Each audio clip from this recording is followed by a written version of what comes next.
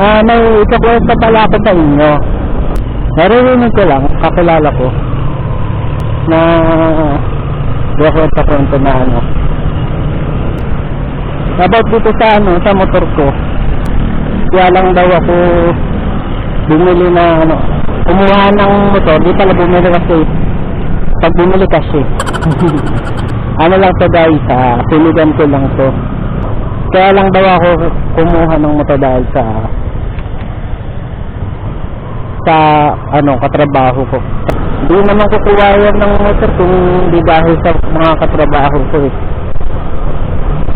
Kinakansyawan daw na kumuha ng motor. Hindi nga ba alam? Tagal ko na itong pinangarap. Kasama 2019. Tagal ko na pinangarap ko. Hindi niya alam. Natakot pa lang ako mag-drive nun. Pero pinangarap ko talaga ng motor yung Honda 125. Yung sa sa Hipago dati na strike ko. Pinangarap ko yung motor niya. Ay, yung pinangarap ko talaga. Hindi ko pinangarap na scooter, mag-drive ng scooter. Gusto ko yung natisalis ako.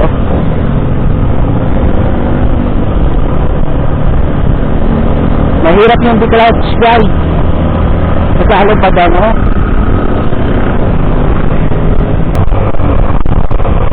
Hindi natin iintindihin yung sinasabi nila basta masaya tayo sa ginagawa natin.